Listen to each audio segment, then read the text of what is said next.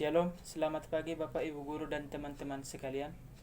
Perkenalkan, nama saya Tetra Sambuaga Sitanggang, kelas 12-3 Perkebunan.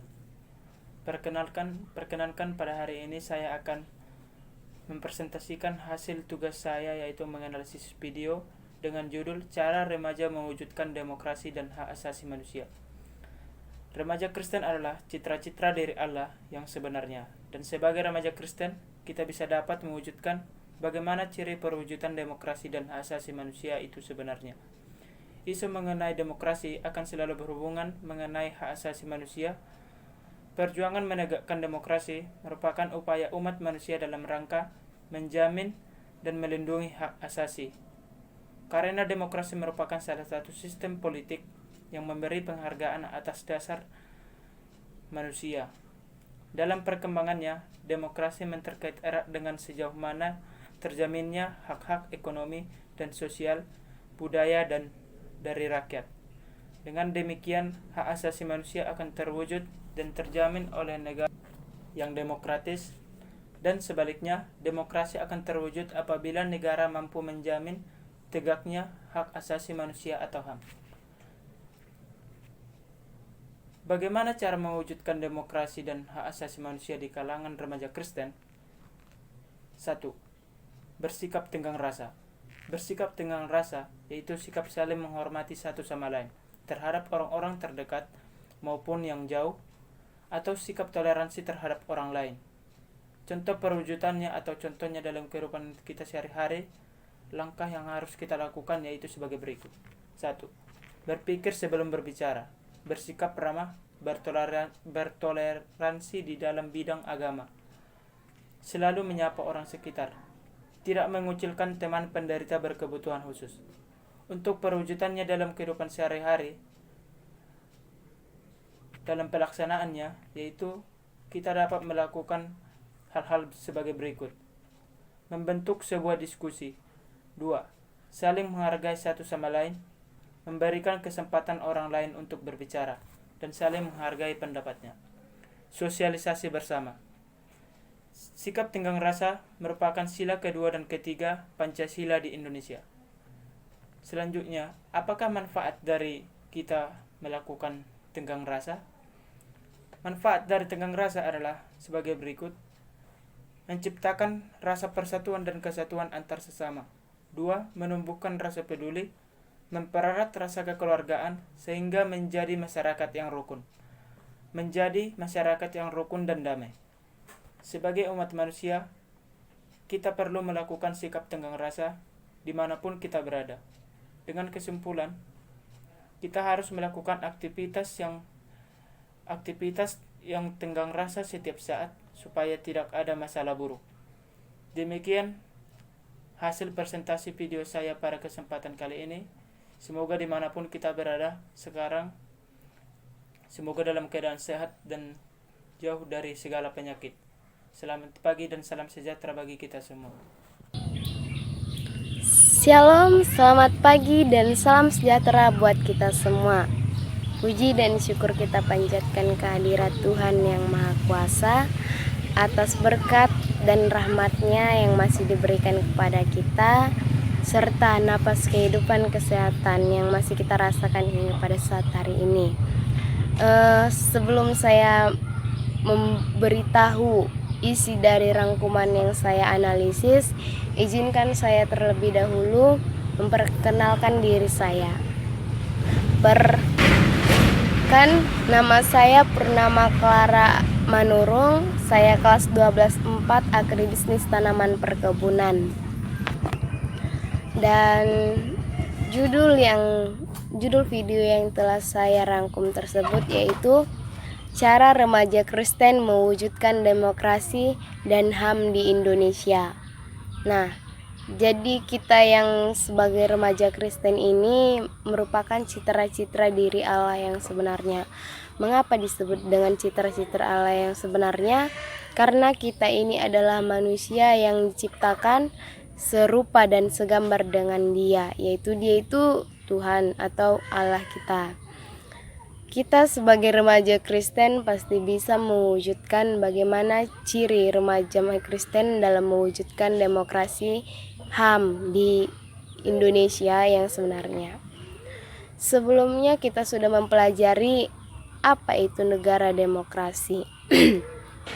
Negara demokrasi adalah negara yang menganut bentuk atau menganut sistem pemerintahan untuk dijalankan oleh pemerintahan negara tersendiri atau tersebut. Di dalam demokrasi ada nilai-nilai hak asasi manusia, yaitu sebagai nilai agama, nilai-nilai budi pekerti, nilai-nilai budaya, nilai-nilai kemajemukan dan kebinekaan, serta nilai-nilai manusia. Pada nilai-nilai tersebut kita bisa belajar bagaimana cara kita menjadi atau mewujudkan demokrasi dan hak asasi yang baik dan yang benar serta adil.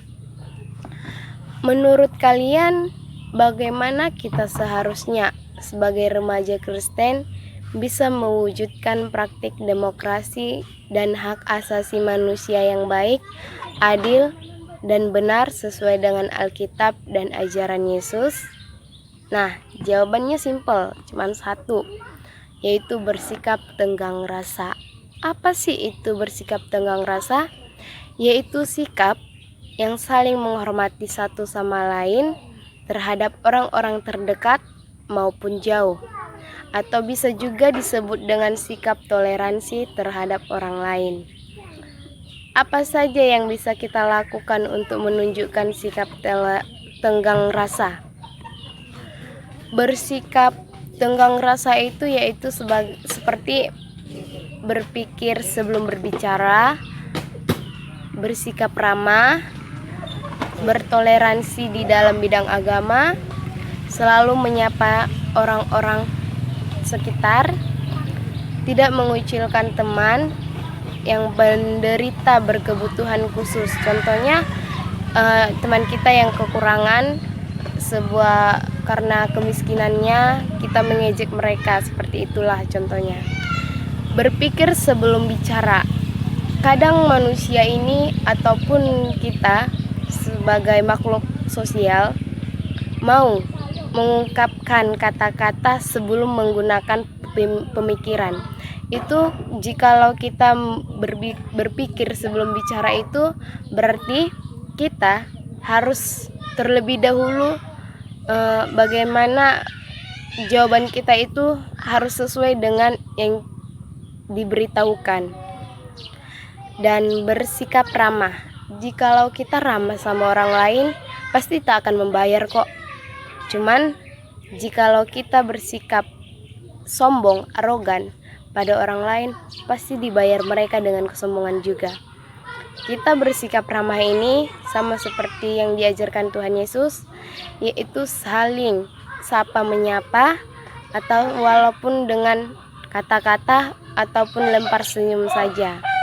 Nah, dan bersikap tenggang rasa juga memiliki sebuah fungsi ataupun manfaat bagi kita, yaitu menciptakan rasa persatuan dan kesatuan antar sesama. Yang dulunya kita berkaitan sama seseorang itu tidak memiliki batas ataupun sebuah ikatan yang begitu kuat, telah diciptakan Tuhan, yaitu dengan mempersatukan kita dan menciptakan rasa itu dengan tidak memisahkan satu antar sama yang lain. Yang kedua, menumbuh rasa peduli. Dulu itu pasti manusia itu banyak yang kurang peduli pada seseorang atau bahkan sama keluarga tersendiri. Dan kini setelah mendapatkan rasa tenggang rasa tersebut, seseorang itu pasti memiliki sebuah rasa peduli.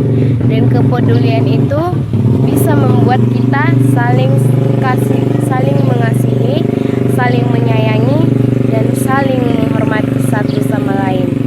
Nah, demikianlah yang dapat saya sampaikan dari isi rangkuman video yang telah saya dapatkan. Semoga kita menjadi seorang yang remaja yang tahu mewujudkan demokrasi dan hak asasi manusia yang sebenarnya. Nah, demikian yang saya sampaikan. Mohon maaf jikalau ada kata-kata saya yang kurang menyenangkan hati saudara. Saya mohon maaf, dan pada Tuhan saya mohon ampun. Sekian dan terima kasih.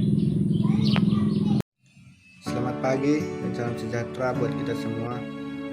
Dalam video ini saya akan menjelaskan mengenai pedoman keluarga.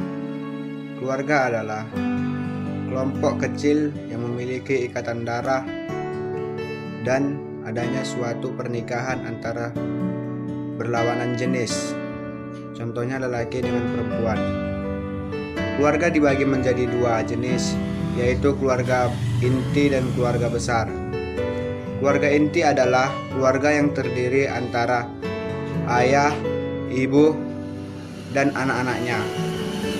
Sedangkan keluarga besar adalah keluarga yang terdiri atas ayah, ibu, anak-anaknya, bibi, paman, maupun kakek dan neneknya.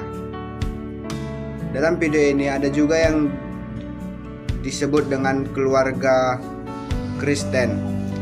Keluarga Kristen adalah keluarga yang berpendirian atau bersandar kepada Tuhan dan selalu mentaati ataupun mendengarkan firman Tuhan dan tidak lari dari jalur perintah Tuhan.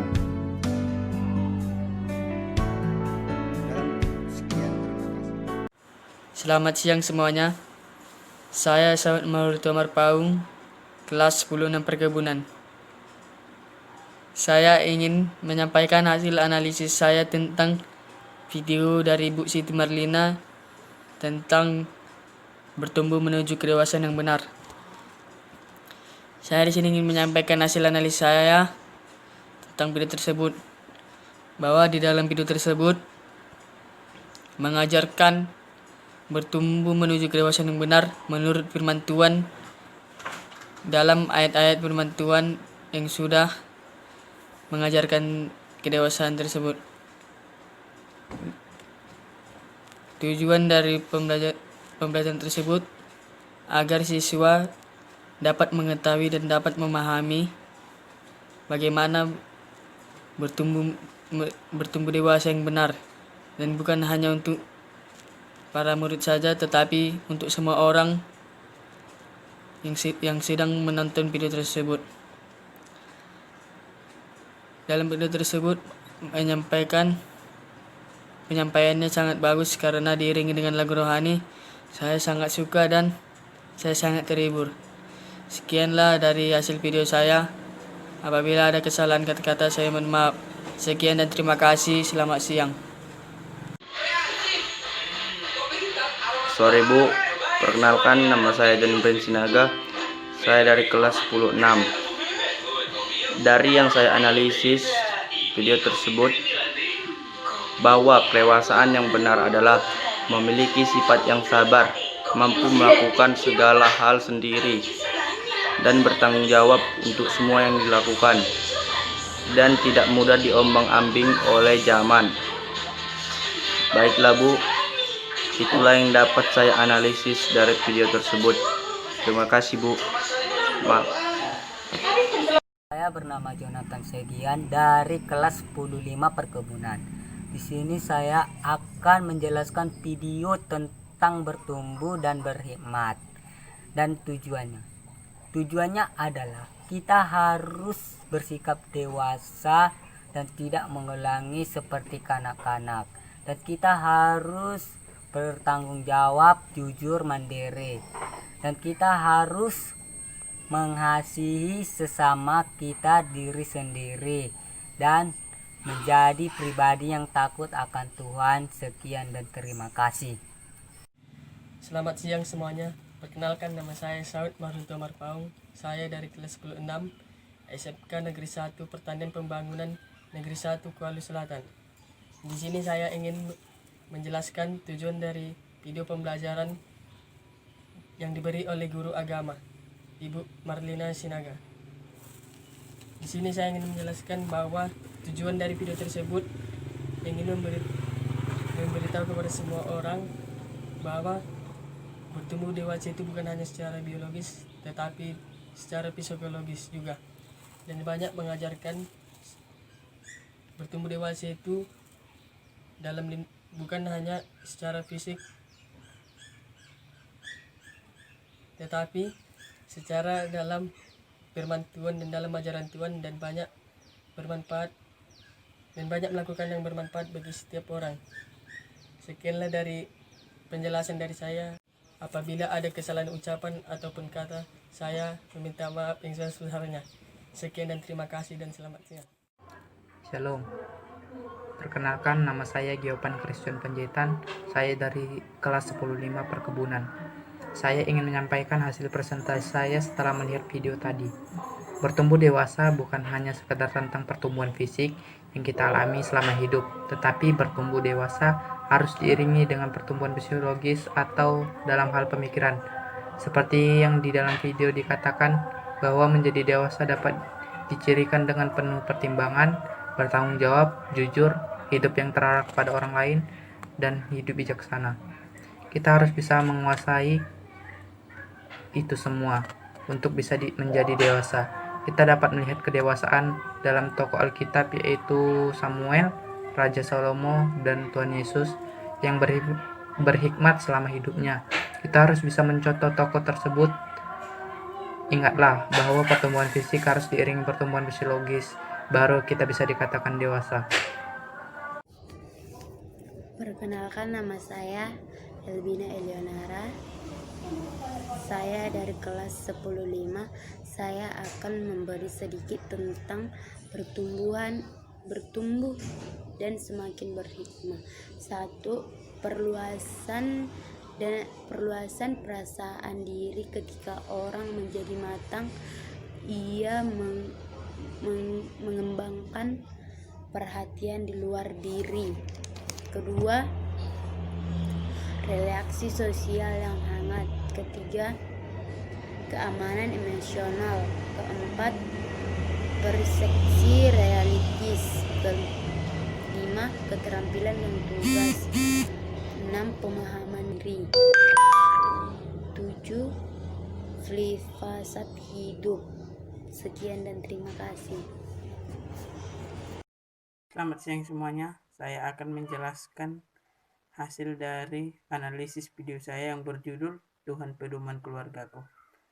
Keluarga adalah sebuah persekutuan sosial terkecil yang terkait dengan adanya golongan darah.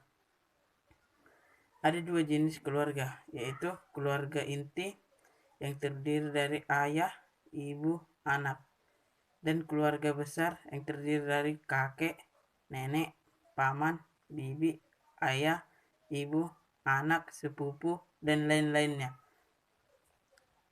Jadi di sini saya akan menjelaskan apa itu arti pedoman keluarga Kristen.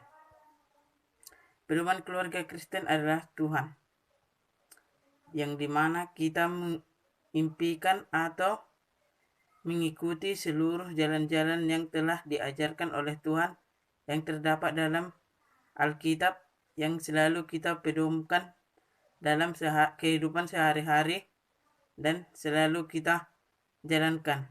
Agar adanya hubungan yang baik dalam keluarga Kristen, harus terjalin antara hubungan sosial antara anak dengan ibu dan anak dengan ayah.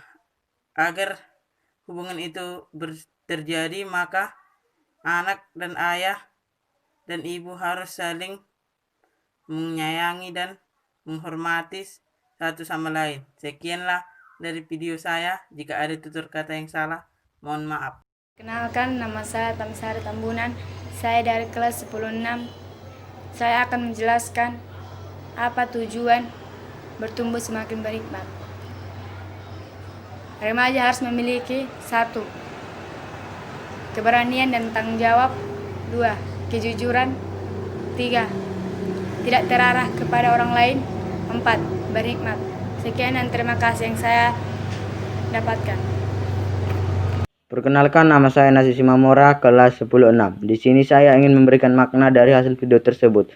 Makna hasil video tersebut adalah mengajak kita agar lebih bertanggung jawab dan lebih berkembang dan bertumbuh ke jenjang kedewasaan. Contoh, jika pohon semakin bertumbuh dan memberikan akar yang banyak, pohon tersebut akan semakin kokoh. Begitu juga manusia, jika manusia semakin bertumbuh dan berkembang, manusia juga semakin bisa mengendalikan perbuatan yang baik dan yang buruk bagi sesamanya.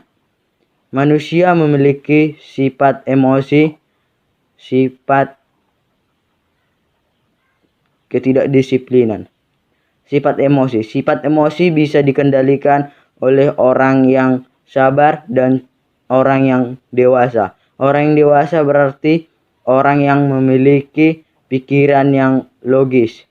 Sekian dari hasil makna dari video tersebut. Selamat siang. Perkenalkan, nama saya Gideon Samosir, saya dari kelas 10-5. Tema ini mendorong kita semua untuk menjadi dewasa. Dewasa tidak sedang berbicara tentang usia, dewasa tidak sedang berbicara tentang kepintaran, gelar akademik, dan dewasa tidak sedang berbicara tentang penampilan. Dewasa tidak sedang berbicara tentang pencapaian dan keberhasilan dalam menduduki jabatan tersebut. Apakah kedewasaan itu? Untuk menjawab, kita akan melihat aspek atau tanda kedewasaan atau orang yang dewasa dalam Lukas 2:52 yang di dalam video yang dijelaskan oleh Ibu Guru Agama. Dikatakan, dan Yesus makin bertambah besar dan bertambah hikmatnya dan besarnya dan makin dikasihi oleh Allah dan manusia. Berdasarkan teks ini, kita melihat dua aspek dari kedewasaan yang selalu berkaitan satu sama lain. Aspek pertama, yakni makin bertambah besar atau tumbuh secara fisik. Pada ayat 42, Lukas menceritakan Yesus berumur 12 tahun, dan di antara Lukas 2 ayat 42 sampai Lukas 3 ayat 1 tentang Yohanes Pembaptis. Aspek kedua, yakni makin bertambah hikmat, artinya bertumbuh secara mental, takut akan Tuhan adalah permulaan hikmat atau pengetahuan.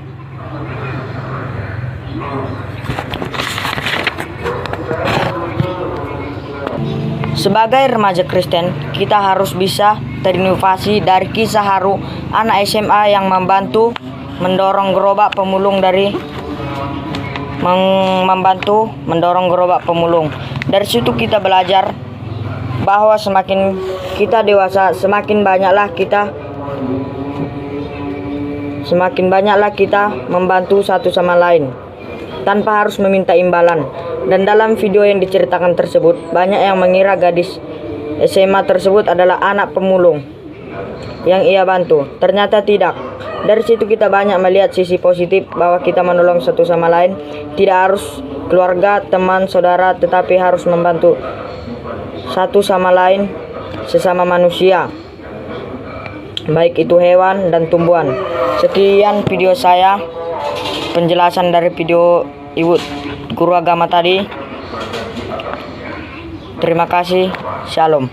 Tuhan memberkati.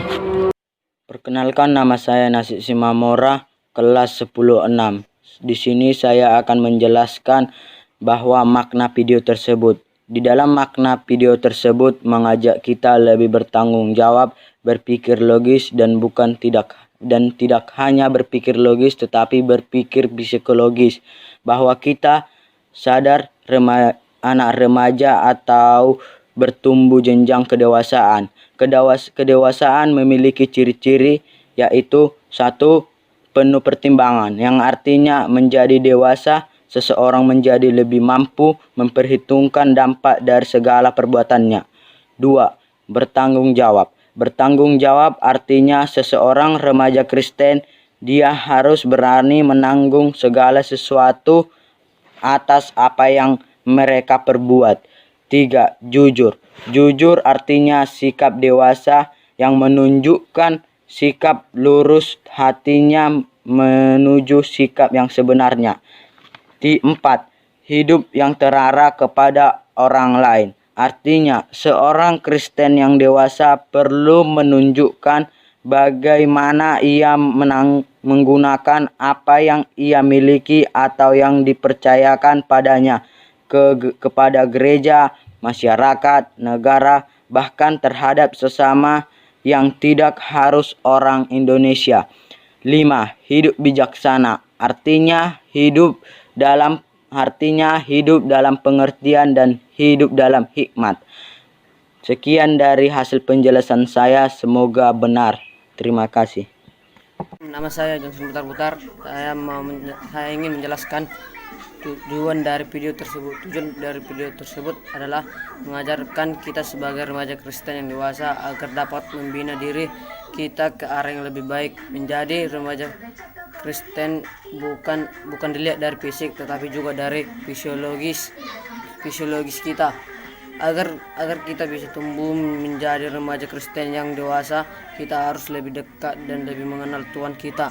Sebagai remaja Kristen yang dewasa, kita harus dapat bersikap jujur dan bertanggung jawab atas perbuatan kita. Sekian dari penjelasan saya. Terima kasih. Shalom.